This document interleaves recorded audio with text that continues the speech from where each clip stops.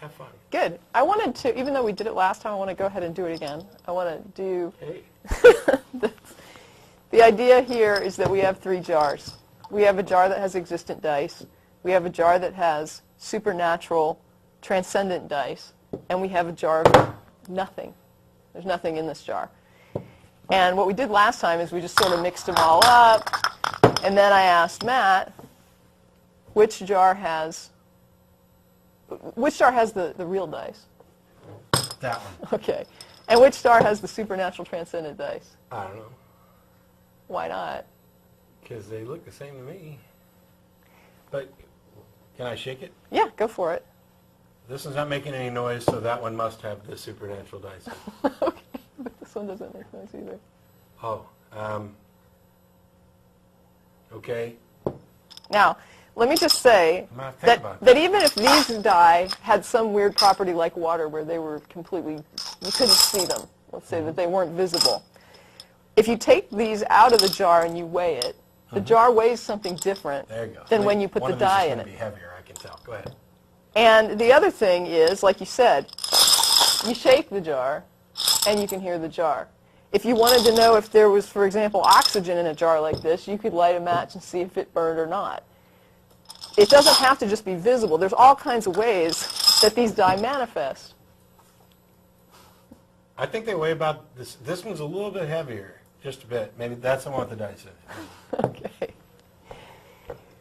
The problem with these is that if you have something that you define as something that has no measurable manifestation, and we don't know how to measure it, and there's nothing that you can provide that is how we identify it from nothing, how do you identify it from nothing? It's the same as nothing until you can find a way to demonstrate that it's something. I would. So.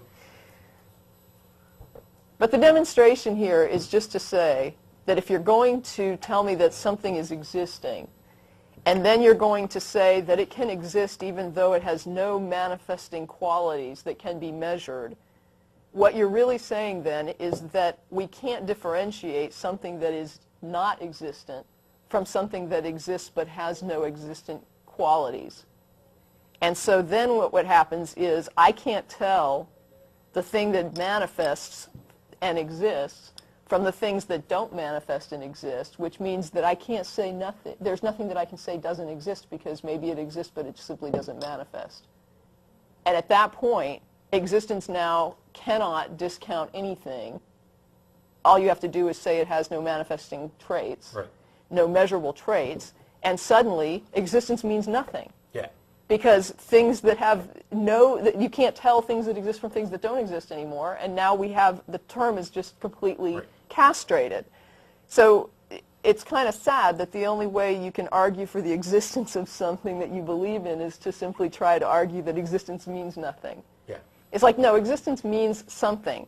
And if you don't think that it means something, think about the idea that manifestation is the attribute that separates the items that exist from those that do not. If you don't agree with it, think about how you live your life, and do you accept that the things that are manifesting in front of you, the things that you can identify and verify and measure, are there, and the things that you don't aren't. You don't come to a screeching halt at a green light because of the car you can't see just ran in front of you. You know, the invisible car that drove in front of you doesn't make you slam your brakes on. And the car that does cut you off at that light, you will slam your brakes on because it manifests. You live your life every day identifying things that are and rejecting things that aren't. And yet when it comes to something as simple as saying, you know, is there anything in this jar? If I say it's supernatural and transcendent, suddenly, okay, well that's this, you know, it's logical to believe in it. Existent item does not meet the criteria we use to justify existent items. What becomes our basis for labeling anything as existent? Okay. I'm sorry. That's all right. How? Too much. Okay. It's the single most perfect explanation of this. When she called to tell me she wanted to do this on the show or sent me an email, I was like, yeah. It's perfect. No, it is. And so the thing with this, I'm not going to belabor this any longer because we actually did this part of it on the last show I was on. Great. So if you want to go back and look and see more of that. The next thing that you can do with this fallacy model is you take these two jars, set them aside. You take this jar, and I say to Matt, guess how many die are in jar 1? 21. Okay. I'm going to guess 150,000. Wait, I miss. Talking about dice, right? Yeah, in the jar. Okay. You're saying 21, I'm saying 150,000. Want to put some money on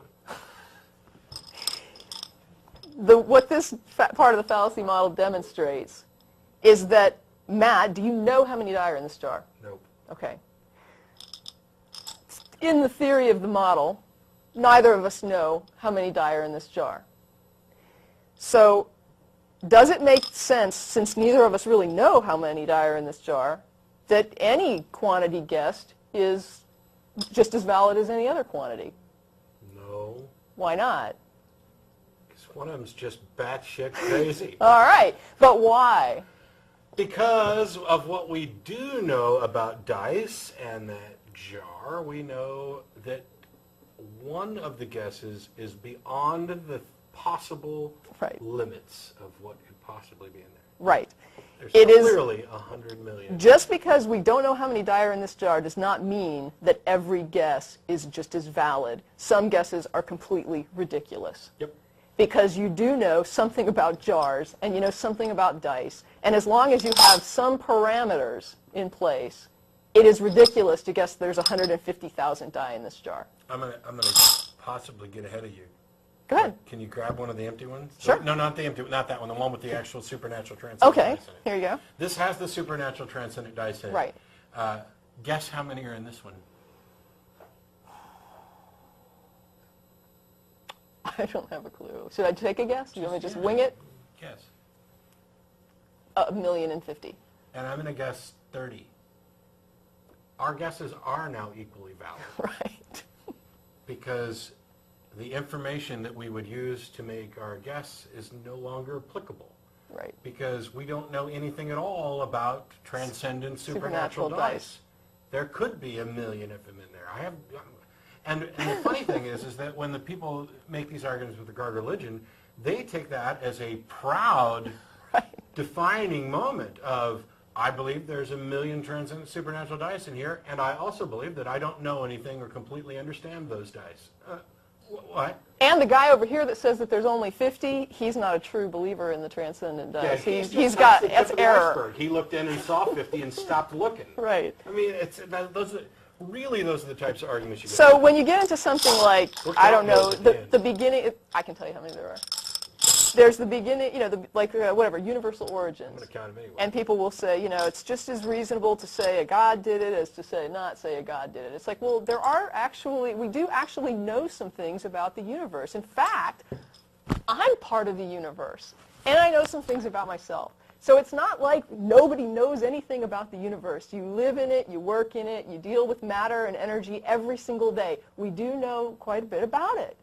And there's certain things that can be, understood about it that we have a good grasp of, and probably things that are more theoretical, but the fact is, it doesn't make any wild guess about universal origins suddenly credible just because you can say, well, nobody really knows what happened before the Big Bang. Right. So therefore, it could be Zeus. Well, yeah, but there could be 150,000 die in here too. In that case, though, and I think this actually touches on a slightly different, I can still see part of whatever the hell is on that signal. In that case, Podcasting live from Mars. I think this touches on a slightly different aspect of this, in which, for example, with regard to Big Bang cosmology, Sure. the only fair answer is to say we Don't know. And so when somebody asserts an answer or two, like, for example, God or Yahweh, those two answers I wouldn't say are equally probable, but there's a distinct difference between which answer is more accurate, I don't know, or God. Right. And in this case, the I don't know case, I'm saying, I don't know. I'm not even going to be able to give you too much in the way of characteristics before this. This is something that is actually beyond our ability to really assess. In the future, Right. it may be possible. Maybe we'll learn something new about science that will give us the ability to extrapolate further than the point time, et cetera. But when I say God did it, I mean something by God. I'm not just saying I don't know. I'm saying I know, and it's this thing right here, and I have some definition of it. It is then the case where we're not just talking about something completely abstract that we don't have any concept of. The person making the assertion has in their mind some concept, some list of characteristics that apply, that fit the label God. In that case, you are required, if we're going to have any conversation, to tell me what those characteristics are. Because if in the course of assessing those characteristics we find that some of them are logically contradictory, we can eliminate that as a possibility even if we don't know anything else about it. Sure. And if you come up with characteristics that contradict other known aspects of reality, then we can... Well, the other thing, though, is when you have a thing like a God that has no manifesting or measurable characteristics, how do you factor that into your theory or your equation? Yeah. How do you use the information that is not there? I mean, I don't know. It's like I had a quote here from Austin Klein's site. All such statements are causal shorthand for a more elaborate and technical statement. This alleged entity has no place in any scientific equations, plays no role in any scientific explanations, cannot be used to predict any events, does not describe anything or force that has yet been detected, and there are no models of the universe in which its presence is either required, productive, or useful. Yep. I mean, what are you talking about? You're saying this did it. This created the universe. Well, you've just given me no information. So anyway, how many die are in the jar? I said 21. I'm counting them. I'm not just taking your word for it. I know. But you know there's not 150,000. Yeah. That's not even debatable. You know, if anybody would believe me... Technically, you could debate it, but right. We'd have a lot of fun with that. It's not reasonably debatable. Yes. Any reasonable person would know there cannot be 150,000 die in here. Not 150,000 that dies that Those size. die. These are the real die we're talking about. Yeah. And that is important to the model, is that we're talking specifically about die, Yes. these die. We have defined die as Those. one of those objects that's in there. And let's see. Okay, this is where I hope I don't make a And mess. I don't even need to know what they're made of. This is something else you can do with the fallacy model. Okay. There should be 25. Okay. What are the odds that they would fall exactly as they did? Holy crap. I'm not good enough at math to figure that out. Actually, do you just mean what numbers are up or their actual positions? Their position counts. Position counts. This is like die 1, die 2, die 3, die 4, which throws the odds way up. Well, yeah. Yeah. Because when you first brought this I actually started calculating this like when I first did this. And I said, like, okay, you've got the first die, and it has 6 positions. Then you have the second die, which has 6 positions on the 6 positions. So now you're up to 36 positions. No. That's only calculating what number is up.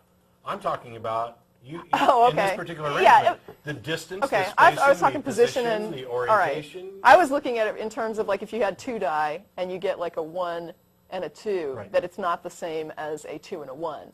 That's what I was calling position, like die 1, die 2. 6 to the 25th, I don't know. So it gets huge. Yeah. And so there's just astronomically huge odds, and you can just add more die and make it just more and more incredible.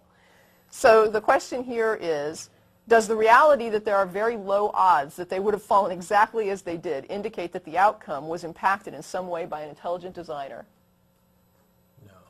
But there sure are a lot of 5s out. 3s I'm seeing too. I'm thinking there must be something to that, right? I mean, otherwise, how could all those 5s have come up? Yahtzee. There you go. If I accept that the odds of the die falling as they did are too great to have been random, does that impart any more purpose or meaning to my existence than I had before?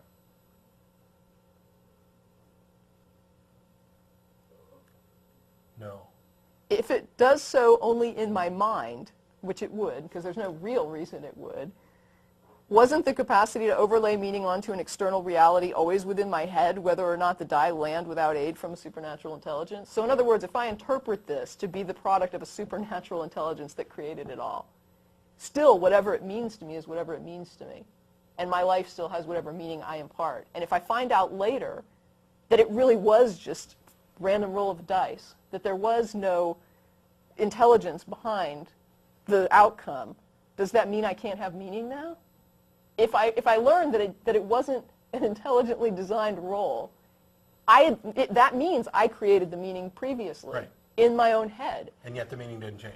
Well, it can change, but the point is but you're the one I made up the meaning before. So whatever meaning I thought I had was really out of my own mind, even when I believed there was an intelligent designer behind it. If there really isn't, I'm making that meaning up. And so after I find out there isn't one, my life can have just as much made-up meaning now as it did before. There's no reason that my life must be stripped of meaning because that aspect of my view changes. Anyway, this is part of what you were talking about before, and that's why I brought up templates, about the card template. If you weren't familiar with the game of poker and someone dealt you that royal flush, it would be meaningless to you. You might see the pattern of hearts, or it just depends. If you've never seen cards before and you don't know what they look like, it's the first time you've looked at a deck of cards, you don't even know that there aren't hearts. You just got a handful of hearts. According to what you know, it could all be hearts. The whole deck could be hearts. Right. So you have no idea about the meaning behind it unless you already have a preconceived template of what is a good poker hand. And so if we had a template laid out on the table, and then these die hit, and it was exactly like the template on our first roll, that would be pretty amazing. It'd be whatever the odds are. Right. Yeah. Because now we got a template. But it's still possible. Yes, it's possible, but we have a template. So we're saying, what would be the odds of rolling this? And then we roll it. It's like, holy crap, we really rolled that. I would be blown away if I was able to roll that on a first try. But the thing that gets me is, without a template, there's no, the full house is not significant if there's no full house template in your brain. And if there's no template laying on this table to match these die, any roll is just as good as any other roll. It's just as many odds to roll this pattern as to roll this pattern. There's nothing significant about one pattern or the other except in your brain. Right. And that is something I come across a lot with ID, is the idea that because things rolled out the way they did, suddenly that means there's a God. The interesting thing about this is you can actually use this for a slightly different example, and I promise we're going to get the call soon because there's only like 20 minutes left in the show. But pick a number from 1 to 6. 7. What? 7? 2. We're going to roll all 2s. All right. 2, 2, 2, 2. Yeah, there's one. 2. There's a couple. 2. I beat the odds for a number of 2s. Now I'm going to take everything that's not a 2. There's 7 of them? There are 6 of them. No, there's 7. No, there's 6. There's 7. All right, there's 7. He predicted the number of 2s without even I'm realizing it. totally winging it. So now we roll again, and there's, well, look at this. Wow. I'm beating the odds really well. There's 2, 2, and there's another here. 2, and another 2. And look at all the 6s in there. Yeah, yeah. There's like 8 6s in that little. All right, so now we're getting closer to being all 2. So that's 2 rolls. Yeah, yeah. Doing good. Uh-oh. 2, 2, 2. That's 3 rolls. And you can keep doing this. And hopefully, everybody watching can see. That's a 2 and a 2. That it won't take entirely too many rolls by this progressive system to get to the point where all of these dice are 2s. There's a Wow, couple look at this. 1, 2s. 2. There's another one. We are down to just 5 dice. And that's all, that's what, Yeah, yeah. that's 5 rolls or 6 rolls. It's not a perfect analogy or no got 2s. nothing there. And I'm not going to roll these forever because it's noisy. Okay, but you get the idea. That's the point. Eventually you'll roll all It's not a perfect analogy 2s. the way evolution works, but it's kind of close because it's not like many people would provide a caricature of evolution, as Frank did this morning, of, oh, I think this thing just spontaneously happened. That's not it. It's I kept the good traits, I kept Right. these particular things, Right. and re-rolled Okay. the others, and some of them come up twos. I Well- might even have well, wait a grabbed some second. twos with them. What this is the plane goes Oh, down and 200 people die, but a baby survived. Yeah. And so the baby survived, and so, wow, God is awesome. But the 100 and, whatever, 250 people or whatever that died, you just ignore those. God had nothing to do with that. He just saved the baby. But those dead people, that's what happens. The thing here now is we're going to take one, and I'll hurry this up because it doesn't take too long. And we're going to take, which one had the supernatural die? The one by the closest to the mug. Okay. Sorry. So we're going to take the supernatural transcendent die, and everyone in this room is going to think really hard to ask the supernatural transcendent die to influence the roll of this dice. Okay. I got one die in my hand, and you're going to pick a number, and we're going to see if the transcendent die do it. 2. Okay. I almost said 3. Now, Does it wait a count? 'Cause second. 3 was the first thing I thought of. Maybe Well, it heard me let's before. see. According to this, if I don't get the desired outcome, it's not really evidence that it didn't work. It simply means that the transcendent die know better than we do what we should have rolled. Well, yeah. And- Or it could have been that it heard what I was thinking. And before. also, I can't test or control what the supernatural die actually do. They're kind of, they have their own agenda. Let And me they ask it again. Okay, yeah, you gotta, sometimes you have to Please, supernatural die. Give Be me really Give me contrite. a 5. tell it that you're not worthy. I humble myself before your jarredness. Oh, no. 6. You're, You won up. You gave me more than I asked for. It's a miracle. now, wait a second. You're not being, I'm not You don't feeling think I'm the love. sincere? I think, Here. come on. Call it glorious and, You are the hottest transcendent die ever. that's what it took. It's female. It's a goddess. You have to flatter it. It's which a curiously goddess. seems to be what happens with Okay. a lot of religions. You have Right. to get into sycophantic. So that's the thing. If you really, really want it, and it really is what's best for you, and you keep asking the transcendent die, you will get the thing that's best. It might not be what you think, and it might take a couple of, attempts, and you might have to ask and ask, but you'll get what you're asking for if it's the right thing for you. If it's not, you won't. And then, really quickly, the rest of these aren't really fallacy models, but it's just quick questions. If you don't believe that there are supernatural transcendent die in this jar, would you change your mind if I told you a story about how wonderful they are? They're hot, believe me. They just hooked me up. What if I relayed to you that other people believe that there are supernatural die in this jar? Does that change what's in the jar? No. And if I tell you that there's, 100,000 people that believe there are transcendent die in that jar, does it change what's actually in the jar? Nope. Okay. And it doesn't change my But perception. wait, I feel really strongly, I just know in my heart that there are supernatural transcendent die in that jar. Does it change what's in that jar? Nope. Okay. And it doesn't change what I think about what's in Does it. it in any way affect the reality of whether or not that item is actually in there? If I get 100 other people to agree, if I convince you that there's supernatural die in that jar, does it change what's in that jar? Nope. Okay. What if I tell you that after you die, you're going to go to a heavenly Las Vegas where you will win at every game and eat great buffets for all eternity? Will you then agree that there are supernatural transcendent dice in this jar? No, but that is the best heaven I've ever heard of. Well, it's dice, so I did a Vegas theme. What if I tell you that not believing is going to result in your worst nightmare for eternity after you die? Will that make you believe that there's supernatural transcendent dice in that jar? No. Would it change the fact that there are or are not supernatural transcendent dice in that jar? No.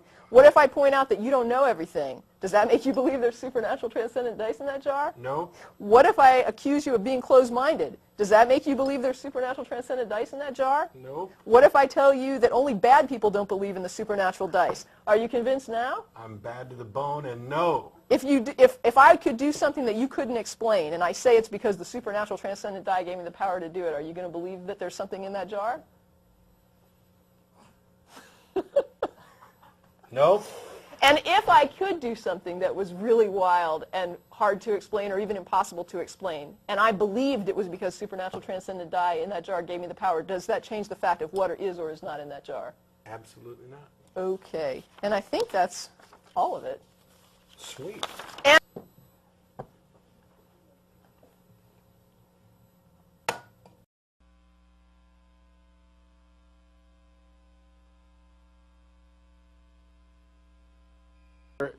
clips from the show, and one of my favorite examples was when you brought in the jars of dice. Dice, yeah.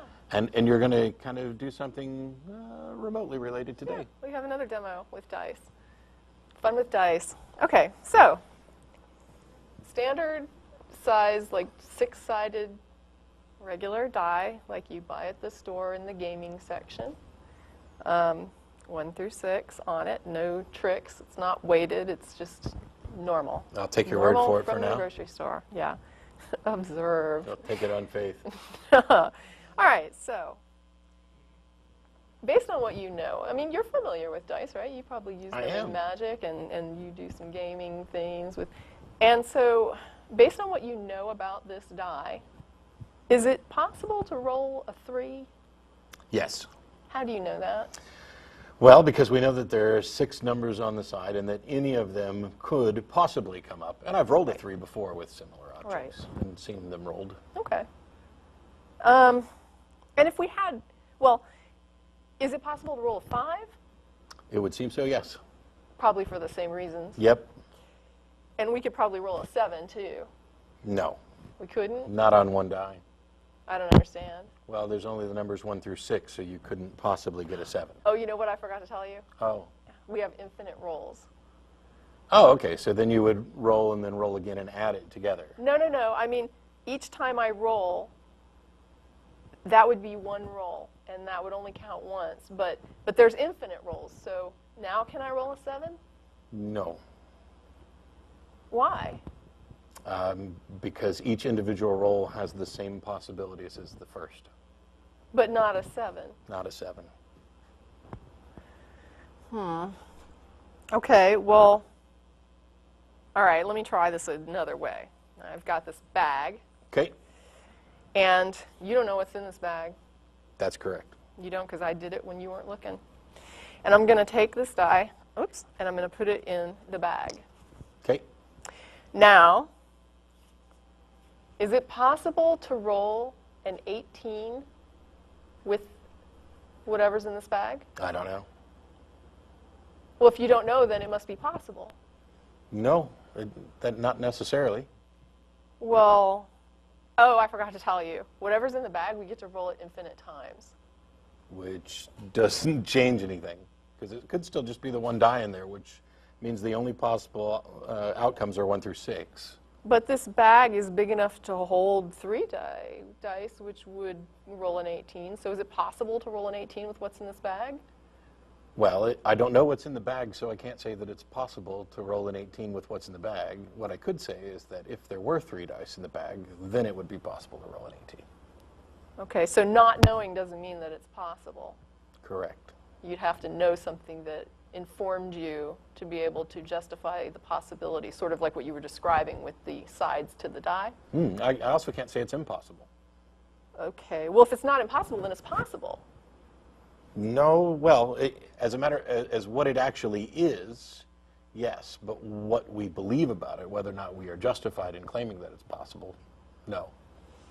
So, but if somebody said this, so if somebody could say it's possible, and then, but they're not justified? Yes. So, I don't know how many are in here, and you don't know how many are in here. Now, we're talking about this kind of a die, right? Okay. Since you don't know how many are in there, I mean, there could be 1 million in there, right? Well, there couldn't be 1 million in there. But you don't know how many are in there, so how can you say that? Well, assuming we're talking about dice of the size you showed me, These. Without measuring, I can still estimate that you couldn't fit 1 million of them into that bag. Probably because of what you know about volume, I'm assuming. Yeah. Okay. All right. So, all right, let me just see. So somebody might say, okay, it's possible you could roll an 18. And when you're saying they're not justified in that, but they might still say it. They might still believe it, right? Yes. Okay. And so what I'm doing is I'm dumping out the contents of the bag. And that's pretty much it. So if somebody were to say that it was possible to roll an 18, they would, in fact, be wrong. Yes. I mean, it's not just anymore a matter, now that we know what's in the bag, it's not a matter of even saying, you know, might they have been wrong before. They were actually wrong even when they were saying it was possible, because Yes. it was impossible. And it sounds to me like they're calling something that's impossible possible. Isn't that what they did? It would seem so, yeah. Well, that's quite a little trick. And when you say it's not, you're saying it's not impossible, but you can't say it's possible. You mean you can't say it's impossible. It is clearly impossible to roll the 18. I reject their claim that it's possible. Right. But that doesn't mean that I'm claiming it's impossible. Okay. Because I don't have enough knowledge to determine whether or not it's possible or impossible. But from a realistic standpoint, from everything that we knew about that situation, we really couldn't make a claim that it's possible or impossible. And the fact that we couldn't say that it was impossible at the time didn't mean that it was valid to call an 18 roll from 2 dice possible. Correct. And in fact, to have said that it was possible would mean that you were, in fact, wrong. Wrong about your assessment.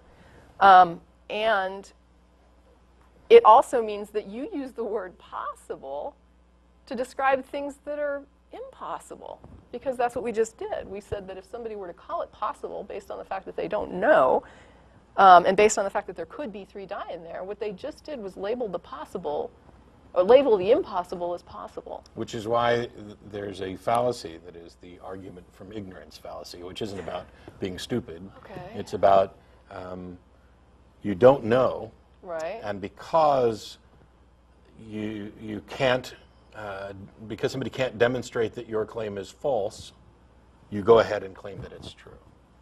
But I didn't say it was true. I said it was possible. Oh, well, sure. But you're claiming that it's true that it is possible. I see. And the reason that I brought this demo up, there's a lot of things that this can apply to. But the reason that I'm bringing it up is because specifically I hear this argument from people who say, oh, what if there are infinite universes? Since God is possible, that means at least one of those universes has a God. And my question to them is always, how do you know that a God is possible? You don't know that. And you're asserting it, but have you justified that yet? And I think for a lot of people, they don't even think about the idea of requiring a justification for a possibility. Yeah, it's kind of this, anything's possible is, first of all, one of the kind of tropes that gets into people's mind. Anything's possible. Well, no, that's not true. Give me one of those dice. Yeah. And we can roll, and we're never going to roll anything other than a 1 through 6 on it. Right. We're not going to roll a -4. Right. Just not going to happen. And so this idea that anything's possible is false. And then, as you're pointing out, this extension of, well, you can't demonstrate that it's impossible, so I must be justified in thinking that it's possible, which is just a straight-up argument from ignorance. Right. Fallacy, which, again, for those who aren't familiar, that doesn't mean you're stupid. Although, if you repeatedly commit those fallacies after having them explained to you and continue to get it wrong, you might actually maybe be stupid. Okay. But I don't know how many people that apply to. So I just, the thing is, we're all stupid about various Yeah. things, or we're all ignorant about various things at various times.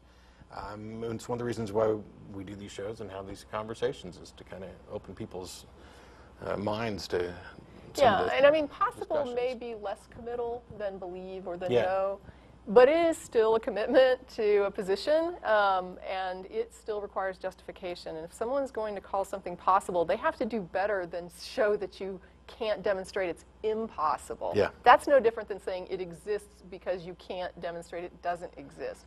It doesn't become possible just because just because Matt couldn't demonstrate that there weren't 3 dice in the bag did not make it possible to roll the 18. Just doesn't. So when you're going to say God is possible, you're going to have to come to the table with a little bit of evidence about how you came to that conclusion, or even justification of some kind that's going to have to be, somewhat aligned with the reality of things that exist. And probably start with some sort of definition of what you mean by God. And then we'll have to go on to what you mean by exists. Right. Because, you had that conversation a while back of just the very proposition, some God exists, or just God exists. Yeah. Both of those two terms have to be clearly understood, because quite often we're not talking about the same thing when we engage with callers. So if you're confronted with this, please don't take your inability to demonstrate something as impossible as a requirement on your part to allow anyone to claim anything as possible regardless of what they're claiming. You don't have to show that it's impossible. You merely have to ask for their justification for asserting that they know this is possible. And this actually goes to a discussion of burden of proof. And I got an email this week. Let me, what the heck? Let's try doing a live email on the air thing, because as long as I can get to this, it would be nice to actually answer it. While you're looking for it, I'm just going to say, I mean, the question that I'm asking basically is, how do they intend to show that there is a God side on this die? Yeah. They have to show that there is a God that can roll.